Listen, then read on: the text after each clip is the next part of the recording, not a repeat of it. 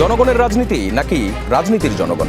রাজনীতির আয়নায় কতটা প্রতিফলন জনগণের, তাদের অবস্থাটাই বা কোথায়? সেই হিসেবটাই বুঝতে যমুনা টেলিভিশনের রাজনীতির এই আয়োজনে পুরোটা সময় আপনাদের সঙ্গে আছি আমি আখলাকুস সাফা। ত্রয়োদশ জাতীয় সংসদ নির্বাচনের মনোনয়ন যাচাই বাছাই শেষ। বাতিল হয়েছে 723 জন প্রার্থীর মনোনয়ন। বৈধ প্রার্থীর সংখ্যা এখন 1842। মনোনয়ন বাতিল বা স্থগিত হয়েছে অনেক হেভিওয়েট, বিএনপি, জামায়াত ও স্বতন্ত্র প্রার্থীদের। বাতিল হওয়া প্রার্থীরা রিটার্নিং কর্মকর্তাদের নিরপেক্ষতা নিয়ে প্রশ্ন তুলেছেন। আপিল হবে, কিন্তু প্রশ্ন থেকে যাচ্ছে, এই প্রথম ছাঁকনিতেই কি ভোটের মাঠের শক্তির মানচিত্র বদলে দেবে? এরই মধ্যে ক্রিকেটের মাঠে রাজনীতির ঢেউ। আইপিএল থেকে মুস্তাফিজের বাদ, সরকারের কঠোর প্রতিক্রিয়া আর বিশ্বকাপ খেলতে ভারত না যাওয়ার সিদ্ধান্ত বিসিবির। সরকারের আইন উপদেষ্টা তার ফেসবুক পোস্টে বলেছেন, গোলামির দিন শেষ। তথ্য উপদেষ্টা বলেছেন, চুপ করে বসে থাকার উপায় নেই, প্রতিক্রিয়া দেখাতে হচ্ছে। খেলার মাঠে রাজনীতি টেনে আনা আনফরচুনেট। এসব নিয়েই আজ আমাদের আলোচনা। আমাদের সঙ্গে যুক্ত আছেন ডক্টর সাইমুম পারভেজ, সদস্য, ত্রয়োদশ জাতীয় সংসদ নির্বাচন 2026 পরিচালনা কমিটি, বিএনপি। একই সঙ্গে তিনি বিশেষ সহকারী, বিএনপি চেয়ারপারসনের পররাষ্ট্র বিষয়ক কমিটির। আমাদের সঙ্গে যুক্ত আছেন অ্যাডভোকেট সাইফুর রহমান, বাংলাদেশ জামায়াতে ইসলামী মনোনীত সংসদ সদস্য প্রার্থী, চট্টগ্রাম 1 আসন থেকে। এছাড়াও আছেন অ্যাডভোকেট হাসনাত কাইয়ুম, সভাপতি, বাংলাদেশ রাষ্ট্র সংস্কার আন্দোলন, এবং ডাক্তার মনীষা চক্রবর্তী, সদস্য সচিব, বরিশাল জেলা কমিটি, বাংলাদেশ সমাজতান্ত্রিক দল বাসদ। একই সঙ্গে বরিশাল 5 আসন থেকে প্রার্থী হয়েছেন। এবং আমাদের সঙ্গে যুক্ত হবেন পরের অংশে আমাদের সহকর্মী, স্টাফ রিপোর্টার হাসান আল মারুফ। আমরা শুরুতেই যাচ্ছি ডক্টর সাইমুম পারভেজের কাছে। আপনার কাছে যেটি জানার সেটি হচ্ছে, আপনাদের দলের অনেক প্রার্থী মনোনয়ন বৈধ হলেও কিছু গুরুত্বপূর্ণ প্রার্থীর মনোনয়ন বাতিল হয়েছে। দ্বৈত নাগরিকত্ব, ঋণ খেলাপি মামলার বিষয়ে অসম্পূর্ণ তথ্য, বেশিরভাগ কারণই এগুলো। যেটা প্রশ্ন সেটি হচ্ছে, বিএনপির কয়েকজন প্রার্থীর প্রার্থিতা বাতিল হওয়া কি দলীয় প্রস্তুতিতে ঘাটতির ইঙ্গিত, নাকি এটি তাদের ব্যক্তিগত বিষয়?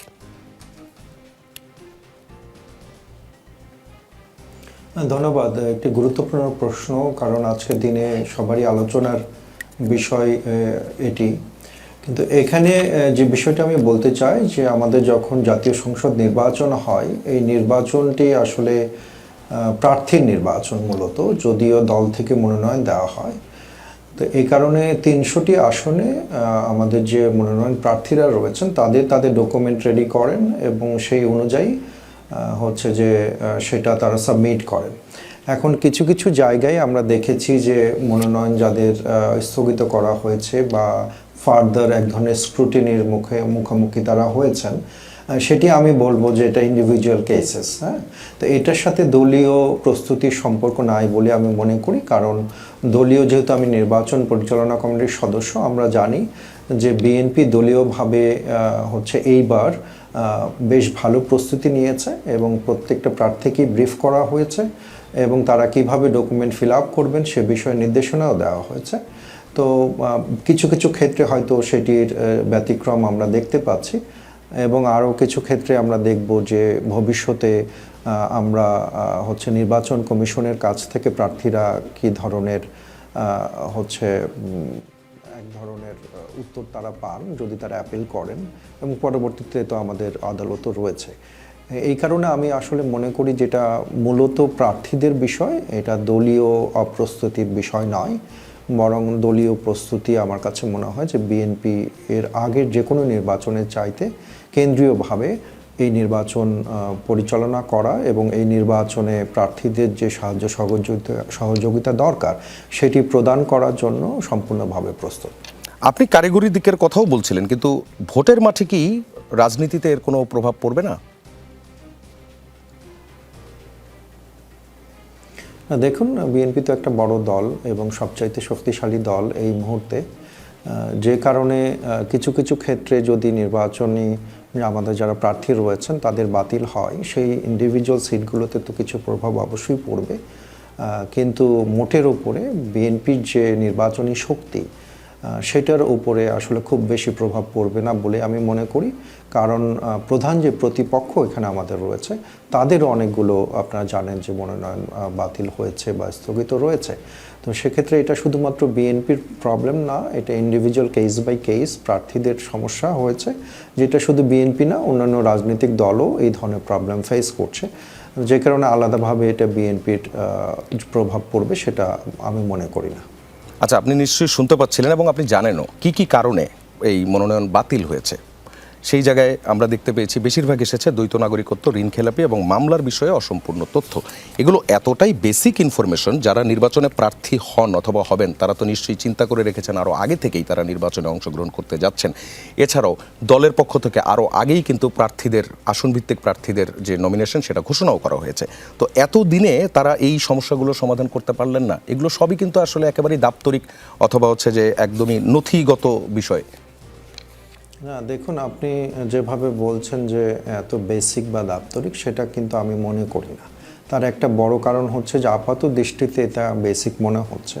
যেমন মামলার কথাটা আমি বলি, মামলার যে বিষয়টি, আমরা এমন একটা ফেজ, এমন একটা সময় আমরা পার করে এসেছি, বিশেষ করে আমাদের আগের যে ফ্যাসিস্ট গভর্নমেন্ট ছিলেন তাদের আন্ডারে আমাদের সমস্ত রাজনৈতিক দলের নেতারা অসংখ্য মামলার শিকার হয়েছেন এবং অনেকে কয়েকশো মামলারও শিকার হয়েছেন, এরকম ঘটনাও রয়েছে।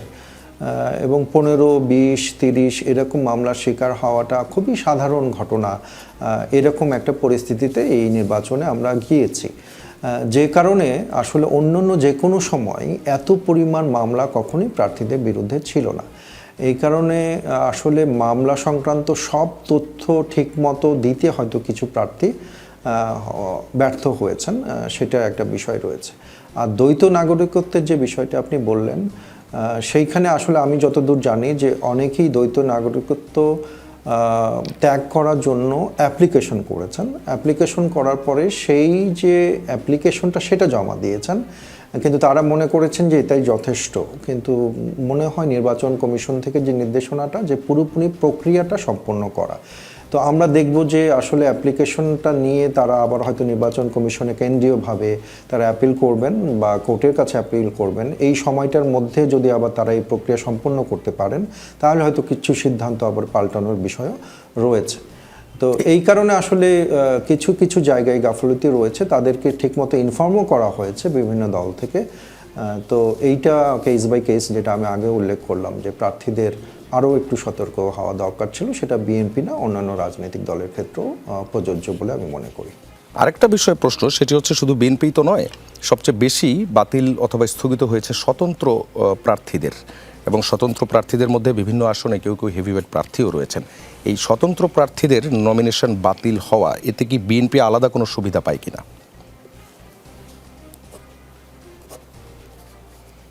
এখন স্বতন্ত্র প্রার্থী নমিনেশন ফাইল করেছেন এবং সেই আইন অনুযায়ী তারা সবার স্বাক্ষর গ্রহণ করেছেন কিনা, যেমন আমরা একজন প্রার্থীর কথা অনেকেই বলছেন, তাসনিম জারার কথা বলছেন। তো এইটা তো আসলে নির্বাচন কমিশনের নিয়ম। এখন নির্বাচন কমিশনের যে নিয়ম সেটা মেনেই আমাদের করতে হবে। এখন আপনি এই নিয়মটা কতটুকু সঠিক কিনা বা এই নিয়মটা পরবর্তীতে থাকবে কিনা, থাকা উচিত কিনা, সেটা আলাদা ডিসকাশন। কিন্তু স্বতন্ত্র প্রার্থী হিসাবে যে ডকুমেন্টগুলো জমা দেওয়ার কথা, যেভাবে জমা দেওয়ার কথা, যেসব স্বাক্ষর জমা দেওয়ার কথা, সেগুলো তো আসলে স্বতন্ত্র প্রার্থীদের দিতে হবে। এখন বিএনপির মতো একটা দল, সেটা তো আসলে স্বতন্ত্র প্রার্থীদের মনোনয়ন বাতিল হওয়ার উপরে তার সফলতা বা ব্যর্থতা নির্ভর করে না। কারণ প্রত্যেকটা আসনেই বিএনপির এত হচ্ছে কি বলবো, যে এক ধরনের যোগ্য প্রার্থী রয়েছে, যে কারণে একজন স্বতন্ত্র প্রার্থীর বাতিল হলেও আরেকজন যোগ্য প্রার্থী সেখানে রয়েছেন। আর স্বতন্ত্র প্রার্থী যারা নির্বাচন করছেন তাদের তো দল থেকে বলাই হয়েছে যে আমাদের যেহেতু প্রার্থী রয়েছে আপনি ফাইল করবেন না। অর্থাৎ স্বতন্ত্র প্রার্থীর যে দায়ভার সেটা যেহেতু বিএনপি নিচ্ছে না, স্বতন্ত্র প্রার্থীর বাতিল হলে সেইটারও সফলতার দায়ভার বিএনপি কেন নেবে, তাই না? তো যে কারণে স্বতন্ত্র প্রার্থী যখনই হচ্ছে দলীয় নির্দেশ অমান্য করে কেউ, সেটা তো তার এখতিয়ার পুরোপুরি, এবং এটার সাথে দলীয় কোনো আশা বা নিরাশার কোনো সম্পর্ক নাই। জি, আপনাকে ধন্যবাদ। এই পর্যায়ে যেতে চাই বাংলাদেশ জামায়াতে ইসলামী মনোনীত চট্টগ্রাম 1 আসন থেকে যিনি প্রার্থী হয়েছেন অ্যাডভোকেট সাইফুর রহমানের কাছে। জামায়াতের বেশ কয়েকজন প্রার্থীর দ্বৈত নাগরিকত্ব এবং অন্যান্য কারণেও মনোনয়ন আটকে গেছে। কারণ হিসেবে আরও কিছু আছে, ক্রেডিট কার্ডের কিস্তির খেলাপি, প্রস্তাবক ও সমর্থকের সই নিজে নিজে দিয়ে ফেলার অভিযোগ, খেলাপি ঋণ, হলফনামায় পূর্ণাঙ্গ তথ্য না দেওয়ার মতো ইস্যু। জামায়াত বলছে একটি মহলের ইন্ধনে তুচ্ছ কারণে মনোনয়ন বাতিল করা হচ্ছে। এই কারণগুলোকে তুচ্ছ কেন মনে হচ্ছে, এটা একটা প্রশ্ন। এবং আরেকটা প্রশ্ন হচ্ছে, যেই মহলকে আপনারা বলছেন যে একটি মহলের কি বলবো, একটি মহলের ইন্ধনে, সেই মহলটি কারা এবং তাদের ফায়দা কি? সবারই তো মনোনয়ন বাতিল আমরা দেখতে পাচ্ছি, সব দল থেকেই তো বাতিল হয়েছে, তাহলে সেই মহলটা কারা? ধন্যবাদ আপনাকে, যারা শুনছেন আপনাদের সকলের প্রতি রইল আন্তরিক শুভেচ্ছা এবং সালাম। আমি যে বিষয়ে আপনি বলছেন, নির্বাচন কমিশনের যে দেয় তথ্য যেগুলো যথাযথভাবে এখন পূরণ করার ক্ষেত্রে যারা এটা তৈরি করেছেন বা যারা দাখিল করেছেন, এই ক্ষেত্রে কিছুটা দুর্বলতা পরিলক্ষিত হয়েছে। তবে নির্বাচন কমিশনের যে সাধারণত যতটুকু ক্ষমতা আছে, যে আমরা যেটা দেখেছি অতীতে নির্বাচনেও, যে ভুলগুলো আলটিমেট কিন্তু এই রিকভারি করা যাবে, সেটা কিন্তু নির্বাচনের সাথে যারা সংশ্লিষ্ট অফিসাররা রয়েছেন সেই সুযোগটা দিয়ে ওনারা হয়তো সকালে বাছাই শুরু করেছেন, ওনাকে বলতে পারেন ঠিক আছে আপনারটা আমরা 3টার দিকে বা 5টার দিকে দেখবো, আপনার এই ভুলগুলো আছে এগুলো একটু রিকভারি করেন। এগুলো কিন্তু করার সুযোগ আছে, কারণ আমাদের উচ্চ আদালতে আমরা দেখেছি ইলেকশন করার আগ্রহ এবং নির্বাচন করার জন্য আবেদন করা একজন প্রার্থী যে কোনোভাবে আমাদের আদালত মনে করে যে তার ইলেকশন করার সুযোগ সামান্যতম যদি থাকে সেটা দেওয়া দরকার। তো আলটিমেটলি কিন্তু অনেক বাতিল হওয়া নমিনেশন কিন্তু উচ্চ আদালতে এসে কয়েকটা স্তরে কিন্তু এটা বৈধ হয়ে যাবে। যেমন আপিলে অনেকগুলো টিকে যাবে, আপিল যদি কারো কনসিডারেশনে না আসে উচ্চ আদালত সেগুলো কিন্তু কনসিডার করবে, কারণ একজন লোক একটা নির্বাচনের জন্য যেই পরিমাণ প্রস্তুতি নেওয়া দরকার ছিল সেইভাবে সে বছরের পর বছর প্রস্তুতি নিয়ে আসছে, ফাইনালি কিন্তু ছোটখাটো ত্রুটির কারণে এটা বাতিল করা যায় না। দ্বিতীয় বিষয়টা হলো, হ্যাঁ একটা রাজনৈতিক বক্তব্য আছে। আপনি দেখুন আমাদের এই মহেশখালী আসনের প্রার্থী জনাব হামিদুর রহমান আজাদের নমিনেশন পেপার প্রথমে কিন্তু বাতিল করা হয়েছিল, অথচ ওনাকে যে বিষয়টা নিয়ে বাতিল করা হয়েছিল সেই বিষয়টা ছিল আপনার এই 2013 সালের একটা ট্রাইব্যুনালের অর্ডার, যেটা কিন্তু কোনো উনি কনভিক্টেড হয়েছেন, কোনো অপরাধ করেছেন ওই বিষয়ে না, ওইটা ছিল শুধুমাত্র একটা বক্তব্যগত বিষয়। এই বিষয়ে কনসিডারেশন করার কারণে উনি সেটা আদালত অবমাননার একটি মামলার কনভিকশন ছিল সেটা, অথচ সেই বিষয়টাকে সামনে এনে উনার নমিনেশনটা কিন্তু বাতিল করা হয়েছিল। এই বিষয়ে উনার আইনজীবী এবং উনাদের এই লিগেল সাবমিশনটা সেখানে দেওয়ার যে সুযোগ ছিল তারাও কিন্তু সেটা সেভাবে অ্যাকসেপ্ট করে নাই। আমরা বিভিন্ন নিউজের মাধ্যমে দেখলাম নমিনেশন বাতিল হয়েছে হামিদুর রহমান আজাদ সাহেবের আর তালিদের সরকারি কর্মকর্তারা। তো তাই এটা কি আপনি বিশেষ মহল বলবেন না? এরকম বিভিন্ন জায়গায় আছে, আমি স্পেসিফিকেশন করতে চাই না। তারপরে সামগ্রিকভাবে আমার সরকারি কর্মকর্তাদেরকে আপনি বিশেষ মহল বলছেন, অথবা নির্বাচন আয়োজনে যারা প্রশাসনিক কর্মকর্তারা আছেন আপনি কি তাদেরকে বিশেষ মহল বলছেন? জি জি জি, সরকারি কর্মকর্তারা যারা, তা আপনি কি তাদেরকে বিশেষ মহল বলছেন? হ্যাঁ আপনি দেখুন না, আমি বিশেষ মহল যিনি যেভাবে বলেছেন উনি এই ব্যাপারে পরিষ্কার বক্তব্য দিতে পারবেন না। আমরা কিন্তু ঢালাও ভাবে এটা বলি নাই, কিন্তু দুই এক জায়গায় এরকম আচরণ লক্ষ্য করার কারণে ওই কাউকে স্পেসিফিকেশন না করে একটা বিশেষ মহল বলেছেন। এখন কেউ কারো গায়ের দিকে এটা টেনে নেওয়ার কোনো দরকার নেই। আমি মনে করি এই বিষয়গুলো নির্বাচন কমিশনে আর যারা সেই কর্মকর্তা রয়েছেন তাদেরকে আরো দায়িত্বশীলতার পরিচয় দিয়ে যে সুযোগটা একজন প্রার্থী পেতে পারে, আসলে জেনুইন এটা মিস্টেক কিনা। যেমন দ্বৈত নাগরিকত্বের বিষয়টা একটু আগে যিনি আলোচনা করেছেন তিনিও বলেছেন এখানকার তিনি আবেদন করেছেন, সারেন্ডার করে দিয়েছেন, কিন্তু বাকি প্রসেসটা তো উনার হাতে নেই। এটা তো কিন্তু আরেকটা রাষ্ট্রের সাথে জড়িত। তাহলে যেটা আরেকটা রাষ্ট্রের সাথে জড়িত যে সেটাতে তো নির্বাচন আমাদের এই প্রার্থী কি করবে, তা আলটিমেটলি কিন্তু আমাদের কোর্ট পর্যন্ত এই বিষয়গুলো আসবে এবং আশা করি এগুলো নিষ্পত্তি হবে। এই জন্য বলছি যে নির্বাচন যারা করতে চাচ্ছে এখানে আপনি যদি ফর্মটা দেখেন, এফিডেভিটের জিনিসগুলো দেখেন, একজন আইনজীবীও এটা কিন্তু খুব পূরণ করতে গিয়ে ব্যাঘাতে পড়েছে। সেখানে সাধারণ যারা নির্বাচনে অংশগ্রহণ করছেন এইটা যে পরিমাণ আগের সহজ সরল পদ্ধতিতে এই আপনার হলফনামা ছিল, তারপর আবেদন ছিল, এখানে এমন এমন কিছু বিষয় আনা হয়েছে এটা অত্যন্ত সতর্কতার সাথে কেউ যদি পূরণ না করেন তাহলে তিনি হোঁচট খেতেও পারেন। তো এই বিষয়গুলো আমরা মনে করি যে নির্বাচন কমিশন সহনশীলতার দৃষ্টিতে দেখবে। আশা করি আপিলে তাদেরকে এই সুযোগটা তারা পাবেন যাতে করে তাদের প্রার্থীদের তারা ফিরে পায়। আপনি আপিলে ফিরে পাওয়ার আশা করছেন, কিন্তু আমার আরেকটা প্রশ্ন আছে, সেটা হচ্ছে জামায়াতে ইসলামের নেতাকর্মীরা বিভিন্ন জায়গায় সবসময় আপনারা বলেন আপনারা খুব গোছানো এবং আপনাদের এই ধরনের দাপ্তরিক ভুল এগুলো আপনাদের খুবই কম হয় এবং আপনারা এই বিষয়গুলোতে ওয়েল কমিউনিকেটেড। সেই জায়গায় ক্রেডিট কার্ডের কিস্তি অথবা হচ্ছে প্রস্তাবক এবং সমর্থকের স্বাক্ষর নিজে নিজে করে ফেলা, এগুলো আসলে কতটা গোছানো রাজনীতির বহিঃপ্রকাশ? এগুলো দেখুন, যতক্ষণ পর্যন্ত এগুলো ফাইনালি নোটিশ হিসাবে না আসবে, এরকম ছোটখাটো আপনি 300 আসনের ভিতরে এই মিস্টেকটা কয়টাতে পেয়েছেন, তাহলে দেখবেন সেখানে কিন্তু এটা বেশি না। হ্যাঁ, আমি আপনার কথার সাথে কমপ্লিটলি একমত। জামাত ইসলামী যে পরিমাণ রাজনীতি ইতিমধ্যে শো করেছে এবং মানুষের আস্থার জায়গায় চলে গিয়েছে, সেক্ষেত্রে এতটুকু মিস্টেকও কিন্তু মেনে নেওয়ার বিষয় নয়। কারণ আমরা নির্বাচন, আমি তো এবার আমার আসন ছাড়া সত্যিকার অর্থে অন্য কোনো আসনের কোনো প্রার্থীকে হয়তো ফোনে হেল্প করতে পেরেছি, কিন্তু এর আগে নির্বাচনে সেন্ট্রালি আমাদের এরকম একটা টিম ছিল। আমরা নমিনেশন ফর্ম পূরণে কিন্তু আইনজীবীরা খুব যত্ন সহকারে সহযোগিতা করেছিলাম।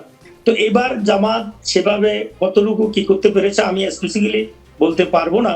তবে এক্ষেত্রে আপনি যেটা বলছেন আমি অনেকটাই একমত যে জামাত ইসলামীর একজন প্রার্থী এরকম আচরণ কোনোভাবে হইতে পারে না। কারণ অনেকদিন থেকে প্রস্তুতি নেওয়া এবং ডামি যে আবেদন পত্রটা এগুলা আরো আগ থেকে সংগ্রহ করি, পূরণ করি, এটা প্রস্তুতি নিয়ে বিশেষজ্ঞ যারা আছে অথবা এক্সপার্ট যারা আছে তাদেরকে দেখিয়ে কিন্তু এটা ঠিক করে ফেলতে পারতেন।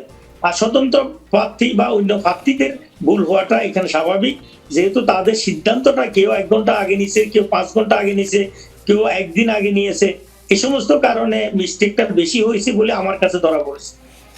জি, আপনার উত্তরটা পেলাম। এখন আমার আরেকটা বিষয় প্রশ্ন আছে, সেটা হচ্ছে অনেক আসনে দাঁড়িপাল্লা এবং হাত পাখা মুখোমুখি, জোটে আসন সমঝোতা যদি না হয় সেক্ষেত্রে ভোট ভাগের ঝুঁকি দেখছেন কিনা?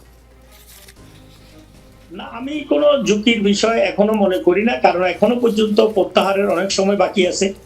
আর দ্বিতীয়ত হলো, একটা রাজনৈতিক দল নয় শুধু, এটা দুইটি দায়িত্বশীল রাজনৈতিক দল, জামাত ইসলামী এবং আপনার ইসলামী আন্দোলন, তারা কিন্তু যে জায়গাগুলোতে অনৈক্য বেশি হওয়ার কথা ছিল সেই জায়গাগুলো কিন্তু ওভারকাম করে চলে আসছে। এখন আসন সংখ্যা এখানে এসে তো ময়দান ইটসেলফ বলে দিচ্ছে কে এখানে সার্ভাইভ করতে পারবে। আর এই সমস্ত নির্বাচনের ক্ষেত্রে একটা নীতি ছিল, আমি যতটুকু জানি, সেটা হলো যে আসনে জনপ্রিয় বা তার জিতার সম্ভাবনা বেশি, সাধারণত সেই আসনটা ওভাবে ছেড়ে দেওয়া হবে। এখন একদম 11th আওয়ারে এসে কেউ যদি বলে করে যে এটা আমার ভালো সিট, ওটা আমার খারাপ সিট, আমার মনে হয় এই সমস্ত বিষয় তো নমিনেশন দাখিলের আগেই প্রত্যেকটা দলের নিজস্ব একটা তদন্ত প্রতিবেদন থাকা দরকার ছিল এবং সেই ভিত্তিতে এটা নির্ধারণ করা দরকার ছিল। তারপরও আমি মনে করি যদি ইসলামী আন্দোলন এবং বাংলাদেশ জামাত ইসলামী অনেকে এটা মুখোমুখি বলছেন, আমার কাছে যতটুকু তথ্য আছে এটা প্রায় ম্যাক্সিমাম নিষ্পত্তি হয়ে গিয়েছে। মাত্র 2-1টা বা 3টা এরকম কয়েকটা সিটের বিষয় এখানে। এটা কি আসলে মুখোমুখি নাকি এটা আপনাদের কৌশলগত কোনো সিদ্ধান্ত? এটা অচিরেই সমাধান করে ফেলতে পারবেন।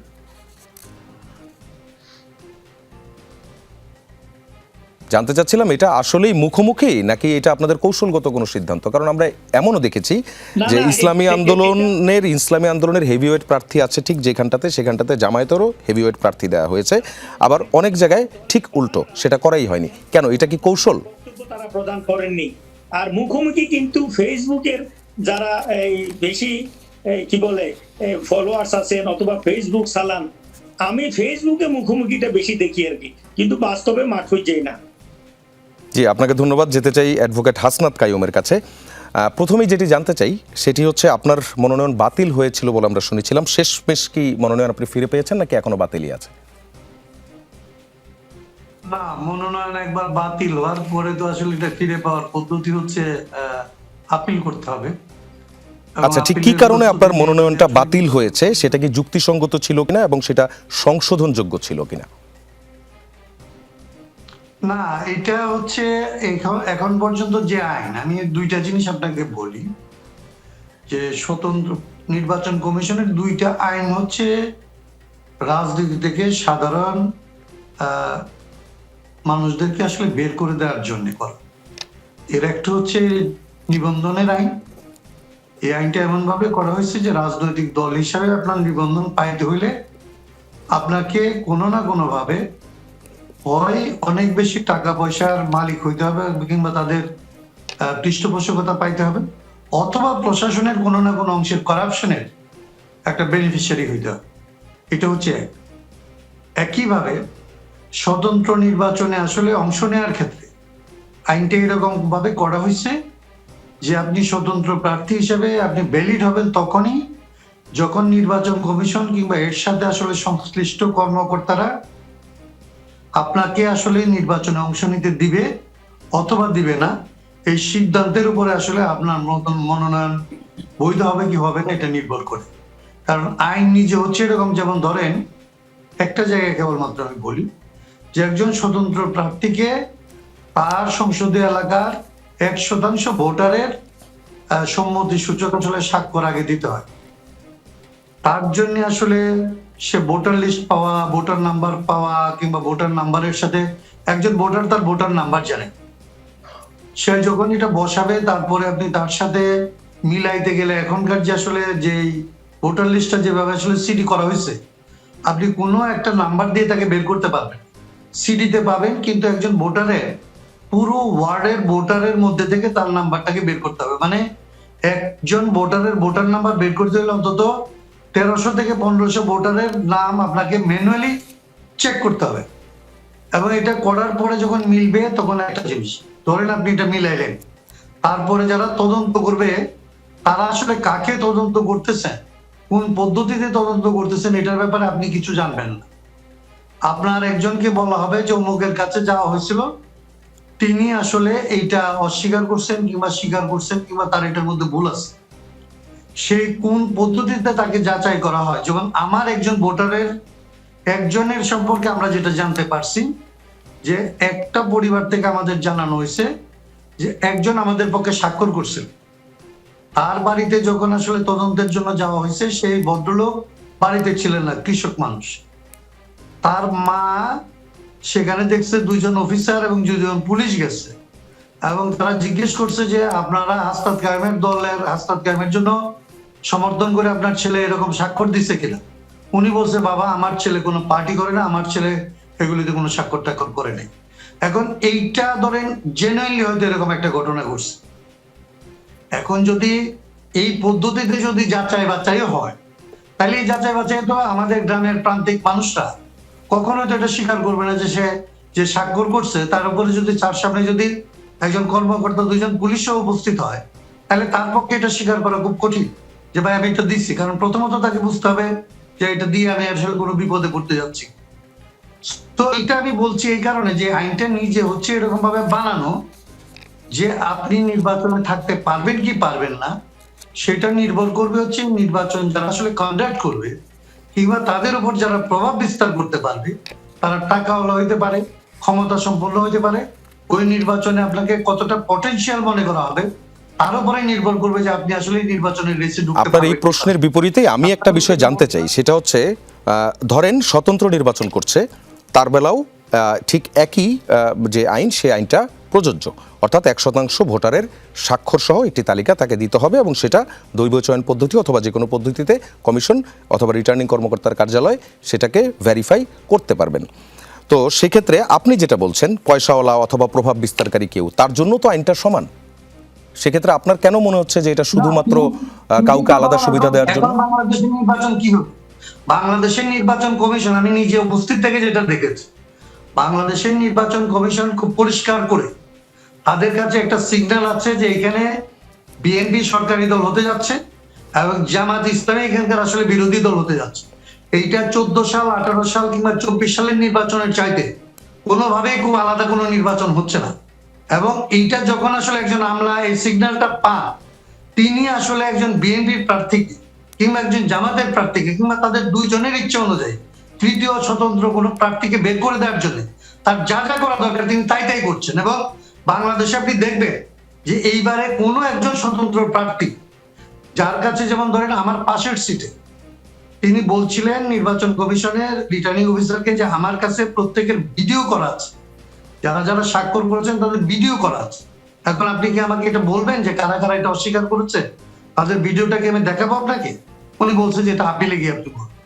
তার মানে আমি বলছি যে আপনি যত প্রোটেকশনই নেন, একটা নির্বাচনী ব্যবস্থা যখন, নির্বাচন কমিশন যখন প্রভাবিত হয় এবং প্রশাসন যখন প্রভাবিত হয় এবং প্রশাসন যখন ইনকামবেন্ট গভর্নমেন্টের উপরে নির্ভরশীল হয়, এবং তখন এই প্রশাসন যখন মনে করে সে আসলে অনেকগুলো আচ্ছা, আর আরেকটা প্রশ্ন, আর আপনার এই মন্তব্যের প্রেক্ষিতে আরেকটা প্রশ্ন। আপনি এরই মধ্যে জেনেছেন বিএনপি, আপনি যেই মন্তব্যটা করলেন, অভিযোগটা করলেন, বিএনপি এবং জামায়াতের প্রার্থীদেরও কিন্তু মনোনয়ন বাতিল হয়েছে। আপনার মনোনয়ন যদি বাতিল না হতো তাহলে কি আপনার মন্তব্যটা এমনই হতো নাকি ভিন্ন কিছু হতো?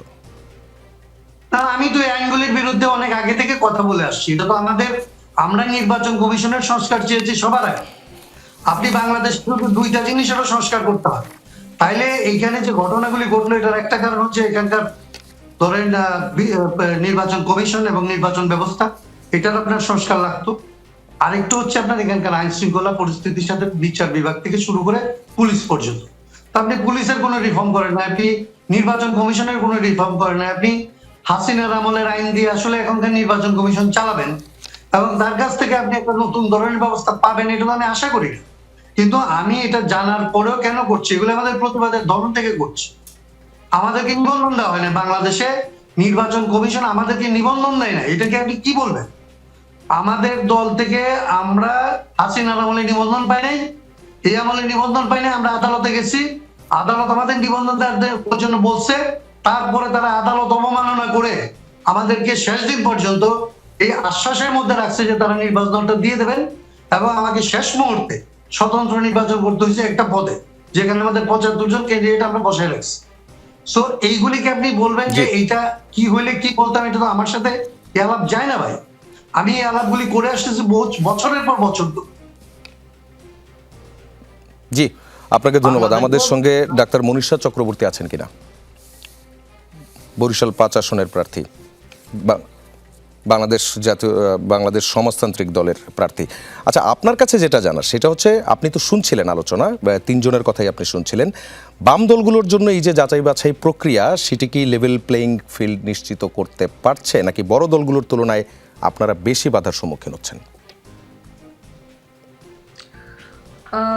ধন্যবাদ আপনাকে। বাম দল হিসেবে যাচাই বাছাই প্রক্রিয়ায় বেশি বাধার সম্মুখীনের বিষয়টি আমরা এখনই সেটি চূড়ান্তভাবে বলছি না, কিন্তু এক ধরনের রাজনৈতিক চাপ এবং যাচাই বাছাইয়ের ক্ষেত্রেও আমরা দেখতে পাচ্ছি যে কোনো ক্ষেত্রে একটা ছাড় দেওয়ার প্রবণতা আছে, আবার কোনো ক্ষেত্রে একটু বেশি ছিদ্রান্বেষণের প্রবণতা আছে। আমি যদি বরিশালের কথাটাই বলি, বরিশালে যখন আমাদের যাচাই বাছাই হয়েছিল, আপনি হয়তো জানেন, আমার যে মনোনয়নপত্রটি সেটি স্থগিত করা হয়েছিল, সেটি শুধুমাত্র একটি স্বাক্ষরের কারণে। যেখানে আইনে আছে যে তাৎক্ষণিকভাবে সংশোধনযোগ্য যে ত্রুটিগুলি আছে সেটার জন্য কোনো মনোনয়নপত্র বাতিল হবে না, কিন্তু সেই ধরনের ত্রুটিগুলিও আসলে যত গুরুত্ব দিয়ে দেখা হয়েছে, কিন্তু যে ধরনের ত্রুটির জন্য আসলে মনোনয়নপত্র বাতিল হতে পারে, যেমন ধরেন যে আয়কর ফাঁকি দেয়া বা এখানে ঋণ খেলাপির যে প্রসঙ্গগুলি, সেই ধরনের অনেক অভিযোগ সহ আমরা দেখেছি যে কিছুটা ছাড় দেওয়ার এক ধরনের প্রবণতা, সেটা কিন্তু আমরা লক্ষ্য করেছি।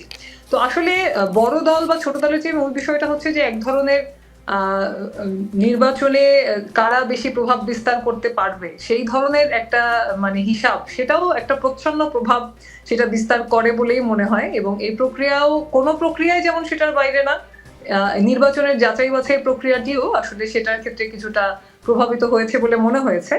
এবং সেখানে আমরা সারা দেশেই এই ধরনের ঘটনা দেখেছি যে খুবই তুচ্ছ কারণে আসলে মনোনয়নপত্র বাতিলের যে ঘটনা, এই ঘটনাগুলি আসলে যেটা হয় যে প্রার্থীদেরকে এক ধরনের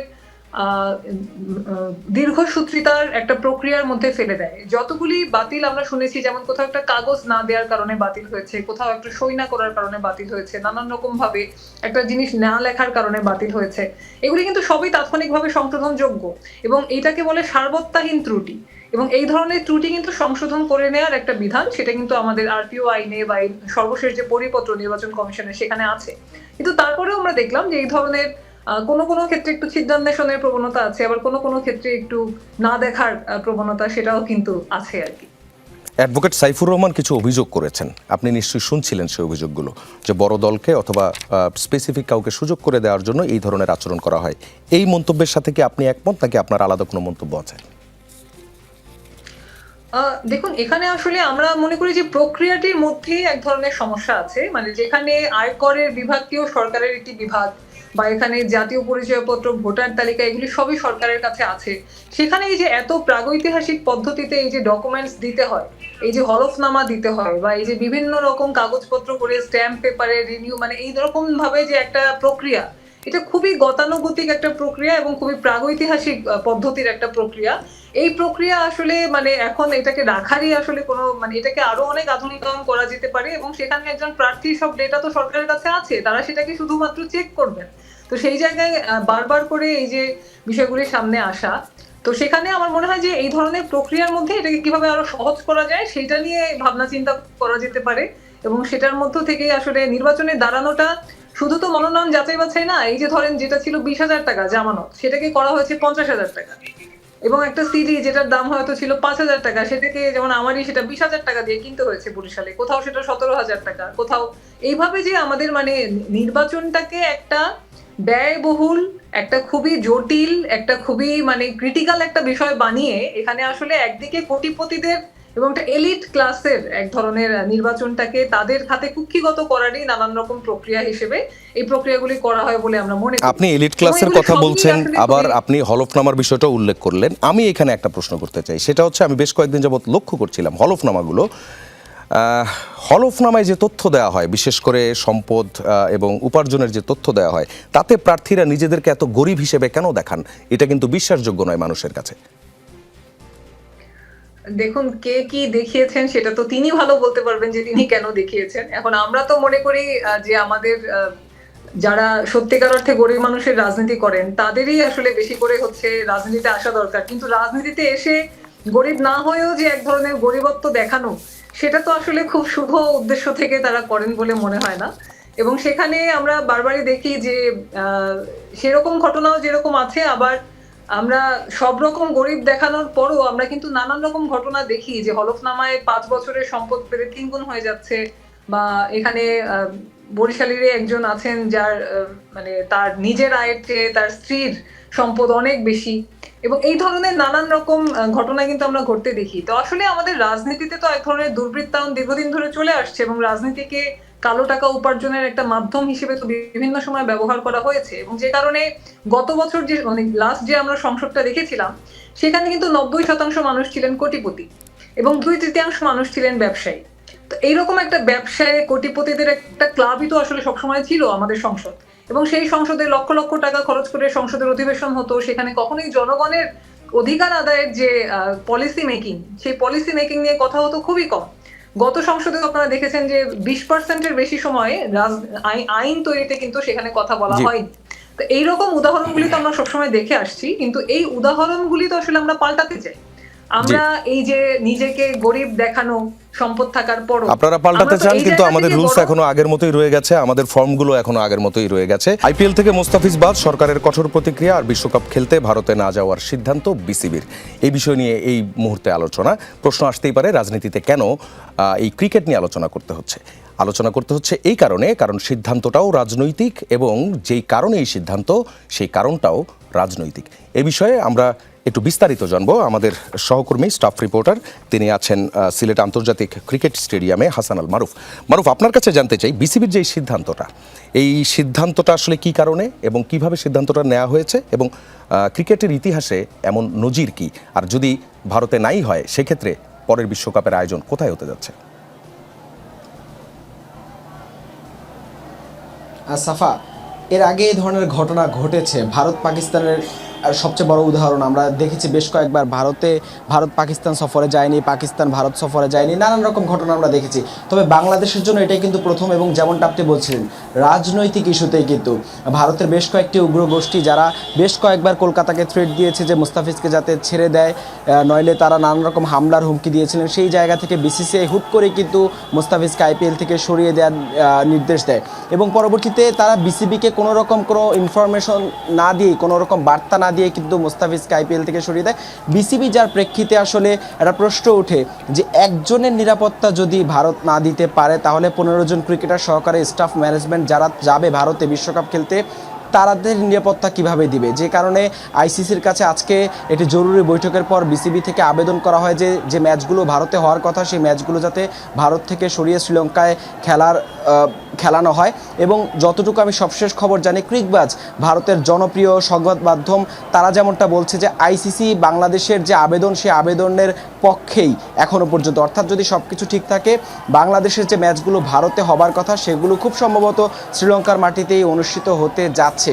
এবং এই যে একটা অবস্থা, দুই দেশের রাজনৈতিক অবস্থার কারণে কিন্তু আজকে এই একটা জায়গায় এখন বিষয় হচ্ছে আইসিসি থেকেও নিশ্চয়ই চাইবে বাংলাদেশ ভারতের যে অবস্থান সেই জায়গা থেকে নিশ্চয়ই এই টুর্নামেন্টে কোনোভাবে যাতে প্রভাব না পড়ে, অন্যান্য দলগুলো আছে সেজন্য তারা চাইবে টুর্নামেন্টটা যাতে ভালোভাবে সফলভাবে শেষ করা যায়। সেই জায়গা থেকে আসলে তারা হয়তো বাংলাদেশের যে আবেদন সেটি মেনে নেবে, নয়তো বাংলাদেশ কিন্তু তাদের যে সিদ্ধান্ত ছিল যদি তারা ভারতের মাটিতেই খেলতে হয় তাহলে কিন্তু তারা বিশ্বকাপে যাবে না, সেই সিদ্ধান্তে তারা অনড় থাকবে। সেই জায়গা থেকে আইসিসি খুব সম্ভবত বাংলাদেশের ম্যাচগুলো শ্রীলঙ্কায় শিফট করাবে।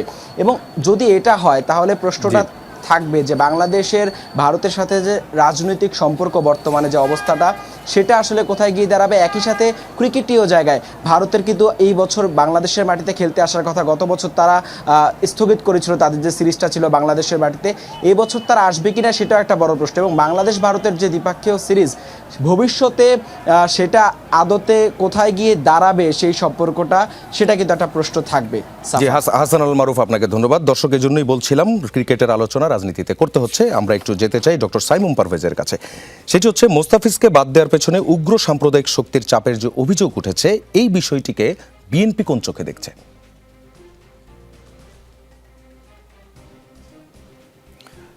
দেখুন, এটা তো একটি ইভেন্ট, যে কারণে বিএনপির সরাসরি অফিসিয়াল পজিশনটা আমি এই মুহূর্তে বলতে পারবো না, বা আমার হয়তো বলাটা উচিত হবে না। কিন্তু আমি বিএনপির যে সামগ্রিক যে পররাষ্ট্রনীতি সেই পররাষ্ট্রনীতির আলোকে এই ধরনের ঘটনাকে আমরা কিভাবে বিশ্লেষণ করতে পারি সেটা আমরা হয়তো বলতে পারি।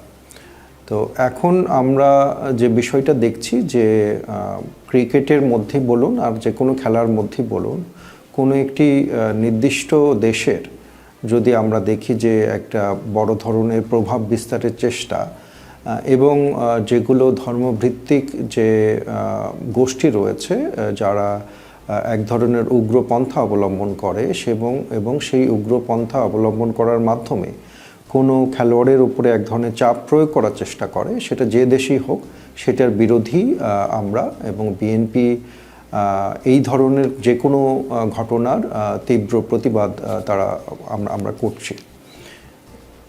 আরেকটা বিষয় সেটা হচ্ছে এই ইস্যুতে সরকারের যে অবস্থানটা আপনি দেখলেন, কঠোর যে অবস্থান, এটিকে কি কূটনৈতিক সাফল্য বলবেন নাকি আবেগের বশবর্তী হয়ে নেওয়ার সিদ্ধান্ত বলবেন? জনমত আসলে কতটা প্রতিনিধিত্ব করে এই সিদ্ধান্তে? আপনাদের কানেকশন আমি শুনতে পাচ্ছি না ঠিক মতো। জি, আমরা ফিরে যাচ্ছি জামায়াতে ইসলামের কাছে, অ্যাডভোকেট সাইফুর রহমানের কাছে। আপনার কাছে প্রশ্নটা হচ্ছে, আপনি তো নিশ্চয়ই আলোচনার বিষয়টা শুনেছেন, সেটি হচ্ছে এই যে খেলাধুলা সংক্রান্ত বিষয়ে সরকারের যে সর্বশেষ যে সিদ্ধান্ত, মুস্তাফিজ ইস্যুতে সরকারের প্রতিক্রিয়া এবং বিসিবির যে সিদ্ধান্ত যে টি-20 বিশ্বকাপে ভারতে মাটিতে যে বাংলাদেশ খেলবে না, এবং তারা আবেদন করেছে যে অন্য কোথাও এই ভেন্যুটা স্থাপন করার জন্য, এবং আমাদের সহকর্মীও বলছিলেন যে সম্ভবত সেটাই হচ্ছে, অন্য কোথাও ধারণা করা হচ্ছে শ্রীলঙ্কায়। সরকারের এই সিদ্ধান্তকে আপনি কূটনৈতিক সফলতা বলবেন নাকি আবেগের বশবর্তী হয়ে সিদ্ধান্ত বলবেন? জনমতের কতটা প্রতিনিধিত্ব আছে এই সিদ্ধান্তে? অনেক ধন্যবাদ আপনাকে। আসলে খেলাধুলার ভিতরেই থাকাটাই ছিল উত্তম, এবং এখানে ভারতের ইন্টারনাল একটা রাজনৈতিক খেলাটা মূলত আমাদের বাংলাদেশের উপর ছাপিয়ে দেওয়া হচ্ছে ক্রিকেটকে কেন্দ্র করে। আপনি দেখুন, আইপিএলে বাংলাদেশি প্লেয়াররা বহুবার খেলেছে এবং একইভাবে ইন্ডিয়ান প্লেয়াররা প্রতিনিয়ত বাংলাদেশে খেলে, কিন্তু এই মুহূর্তে কেন এই ভারতীয় সরকার আমাদের একজন প্লেয়ারের নিরাপত্তার বিষয়ে এত উদ্বিগ্ন তারা হলো? আসলে আমি যদি এটাকে অন্যভাবে বিশ্লেষণ করি তাহলে খেলাধুলাতেও তারা কিন্তু ইন্টারনালি এটাকে একটা রাজনীতিকরণ করেছে। হয়তো মোস্তাফিজ যে দলে খেলবে সেই দল জিতে যেতে পারে, এরকম একটা আশঙ্কা রাজনৈতিক খেলা হিসেবে বাংলাদেশের দিকে ছুরি দেওয়া হয়েছে। আমি তো মনে করি এরকম একটা কিছু সেখানে হয়তো ইন্ডিয়ান গণমাধ্যম প্রকাশ করবে, আমি আশা করছি। কিন্তু বাংলাদেশ সরকার বা আমাদের সরকারের একটা প্রতিক্রিয়া অথবা বিকল্প এই খেলার জায়গায় প্রস্তাব দেওয়া, এটাও একটা রাজনৈতিক প্রক্রিয়ার অংশ। এখন আমার মনে হচ্ছে মূল গেমটা কিন্তু ভারতের হাতে। তারাই এখন সিদ্ধান্ত দিবে আসলে মুস্তাফিজের ইস্যুটা কি পলিটিক্যাল কোনো ইস্যু, নাকি এটা সিকিউরিটি সংক্রান্ত কোনো ইস্যু, নাকি তাদের ইন্টারনাল কোনো এই যে আইপিএল এর যে গ্রুপগুলো আছে তাদের রাজনীতির একটা এই পরিণতি। তো এই বিষয়গুলোর জন্য আমার মনে হয় আরেকটু অপেক্ষা করতে হবে। জি, এবং আপনাকে সরকারিভাবে ধন্যবাদ। আমরা অ্যাডভোকেট হাসনাত যেহেতু কাইয়ুমের কাছে যেতে চাই। সেটি হচ্ছে আপনার কাছে প্রশ্ন, সরকারের এই সিদ্ধান্তকে আপনি কিভাবে দেখছেন? এক, আরেকটি বিষয় হচ্ছে এর মাধ্যমে কি সরকার জনমত যাচাইয়ের কোনো চেষ্টা করছে কিনা?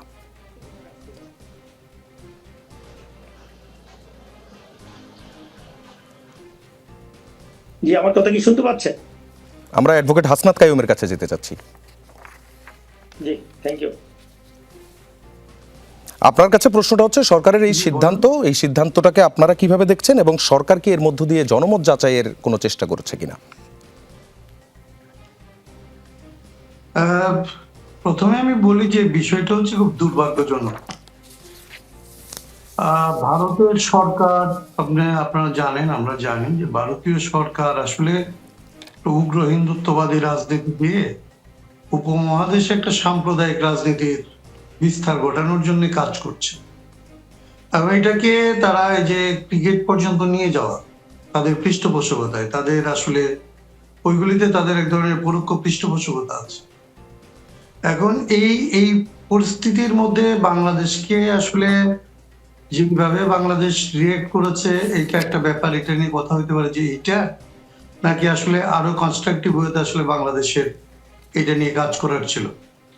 নিরাপত্তা ঝুঁকি যখন আসে, নিরাপত্তা প্রশ্ন যখন আসে, তখন আসলে সরকারের জন্য এটা কঠিন যে নিরাপত্তা প্রশ্নকে আসলে এড়িয়ে যাওয়া।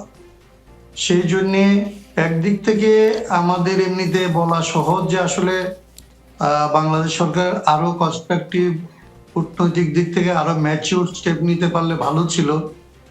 কিন্তু নিরাপত্তা বজায় রেখে খেলার জন্য যদি আসলে বাংলাদেশের আগ্রহের কথা জানাতে হয়, সেদিক থেকে আমার কাছে মনে হয় যে এই উদ্যোগের, এই প্রস্তাবের বাইরে তেমন খুব একটা কিছু করার ছিল না। এইটা জনমত যাচাইয়ের খুব বেশি প্রয়োজন আসলে এই সরকারের আর আছে কিনা, এইটা নিয়ে আমার সন্দেহ আছে। কারণ সরকারকে তো আর খুব বেশি দিন আমরা স্বাভাবিকভাবে আশা করছি না যে আর সরকার হিসেবে থাকবে। তো সেদিক থেকে আমার কাছে মনে হয় না যে তারা খুব জনপ্রিয়। জি, আপনার উত্তরটা পেয়েছি। আমরা ডাক্তার মনীষা চক্রবর্তীর কাছে যেতে চাই। খেলাধুলায় রাজনীতির এই অনুপ্রবেশ এবং মুস্তাফিজ ইস্যুতে এমন হুট করে এই যে সিদ্ধান্ত, সমাজতান্ত্রিক দৃষ্টিকোণ থেকে কিভাবে বিশ্লেষণ করবেন সংক্ষেপে? দেখুন, আমরা আসলে খেলাধুলা সেটাকে তো অবশ্যই আমরা মনে করি যে সেটার মধ্যে এইভাবে রাজনৈতিক যে মিশ্রণ, সেটা খুবই দুর্ভাগ্যজনক। কিন্তু একই সাথে এটা তো আসলে খুবই স্বাভাবিক যে ভারতে বিজেপি যে রাজনীতিটা করছে, সেখানে তারা সমস্ত ইস্যুর মধ্যে এই ধরনের ধর্মীয় কার্ড খেলার চেষ্টা বা এই ধরনের যে বাংলাদেশ ইস্যুটা, ভারতের রাজনীতিতে এখন তো তাদের নিজস্ব ইস্যুর চেয়েও দেখা যাচ্ছে যে বাংলাদেশ ইস্যুটা তাদের কাছে খুবই গুরুত্বপূর্ণ এবং খুবই ইউজফুল হিসেবে দেখা যাচ্ছে আর কি। তাদের নিজের দেশের যে সংকট, সেই সংকট নিয়ে আলোচনার চেয়ে দেখা যাচ্ছে যে বাংলাদেশে কি সমস্যা, সেটা নিয়ে তারা আলোচনা করতে খুবই আগ্রহী থাকেন। এবং বিজেপির তো এটা পুরানো ঘটনা, এটা তো নতুন কিছু না। 2 সিটের পার্টি বিজেপি শুধুমাত্র একটা বাবরি মসজিদ ভাঙার ইস্যুকে কেন্দ্র করে যে একটা স্মরণকালের একটা ঐতিহাসিক দাঙ্গা সৃষ্টি করলো, সেখান থেকে তো তারা ন্যাশনাল পার্টি হয়েছিল। আজকে বাংলাদেশে তারা কিন্তু আমরা দেখছি যে নানান রকম যে বর্তমানে একটা প্রোপাগান্ডা চালিয়ে তারা এই ইস্যুটাকে বারবারই তাদের রাজনীতিতে প্রাসঙ্গিক করে নিজেদের যে অবস্থান সেটাকে জাস্টিফাই করার চেষ্টা করেন। এবং এবারেও কিন্তু মোস্তাফিজের বিষয়ে যারা আপত্তি জানিয়েছেন সেই দেশের আপত্তি জানানোর জায়গাগুলিও কিন্তু আমরা দেখি যে ধর্মীয় গুরু এবং বিজেপি কেন্দ্রিক যে গোষ্ঠীগুলি, তাদেরই আসলে এখানে ভোকাল অবস্থাটা বেশি ছিল। এবং তারপরে বাংলাদেশের দিক থেকেও আমরা দেখেছি যে একটা প্রতিক্রিয়া এসেছে। আমরা মনে করি যে এই ক্রিয়া প্রতিক্রিয়া দিয়ে আসলে কেউই লাভবান হবে না, কারণ এখানে ক্রীড়া তো অবশ্যই আন্তর্জাতিক একটি বিষয় এবং সেখানে নানান সময় নানান ধরনের খেলাধুলা এবং সেটা আন্তদেশীয় মহাদেশীয় নানান রকমের খেলা সেখানে হবে। কিন্তু সেটার মধ্যেও যে রাজনৈতিক স্বার্থ খোঁজা বা সেটাকে একটা রাজনৈতিক ইস্যু করে একটা টকিং পয়েন্ট বানিয়ে সেখান থেকে কিভাবে এক ধরনের ক্রেডিট নেয়ার জায়গা তৈরি করা যায়, সেটা আসলে দুঃখজনক বলে আমরা মনে করি। আর পাশাপাশি আমরা এটাও মনে করি যে আবার ভারত বিরোধিতা শুধুমাত্র এই ধরনের কিছু পাল্টা কাজ বা এটার মধ্য থেকে তো আসলে ভারত বিরোধিতা প্রমাণিত হয় না। এখন তো এটা খুব পপুলার স্লোগান, দিল্লি না ঢাকা। কিন্তু আমরা দেখছি যে আসলে যতই ভারত বিরোধিতা মুখে মুখে করা হোক না কেন, রামপাল বিদ্যুৎ কেন্দ্র তো বন্ধ করা হয় না। আদানির সাথে বিদ্যুতের যে চুক্তিগুলি হয়েছে সেই বিষয়গুলি তো পরিবর্তিত হচ্ছে না। ভারতের সাথে নতজানু নীতি তিস্তার ক্ষেত্রেও তো আমরা পরিবর্তন হতে দেখি না। আমরা তো টিপাই মুখের সেখানেও তো আমরা কোনো পরিবর্তন হতে দেখি না। ফলে আসলে ভারত বিরোধিতা একটা সস্তা জনপ্রিয়তার জন্য নানান রকম কাজের মধ্য থেকে করে এক ধরনের ক্রেডিট নেওয়ার চেষ্টা, সেটা আগেও ছিল, এখনো আছে। কিন্তু সত্যিকার অর্থে সাম্রাজ্যবাদের বিরুদ্ধে দাঁড়িয়ে মাথা উঁচু করে একটা দেশ পরিচালনা করা, সেটা আজ পর্যন্ত বাংলাদেশে 54 বছরে হয়নি। যেটা আমরা এখন ভেনেজুয়েলাতে দেখছি যে সেখানে যখন জি। তারা নিজেদের পায়ে দাঁড়িয়ে তেল সম্পদটাকে রক্ষণাবেক্ষণের চেষ্টা করলেন, তাদের উপরে কিভাবে হামলা হলো। কিন্তু বাংলাদেশে আজ পর্যন্ত সেই চেষ্টা কেউ করেনি। কিছু মুখরোচক ছোটখাটো কাজ করে একটু পপুলিস্ট ধরনের কাজ করার চেষ্টা অনেকে করে থাকতে পারেন, কিন্তু সত্যিকার অর্থে ভারতের বিরুদ্ধে, তাদের সাম্রাজ্যবাদী আচরণের বিরুদ্ধে যে কাজ জি। করা দরকার সেটা কিন্তু আজ পর্যন্ত জি, ডক্টর মনীষা, আপনাকে ধন্যবাদ। একই সঙ্গে আমাদের সঙ্গে যে চারজন আপনারা যুক্ত হয়েছিলেন, আপনাদের সবাইকে ধন্যবাদ। দর্শক, রাজনীতিতে শেষ বলে কিছু নেই, তাই চলতেই থাকবে।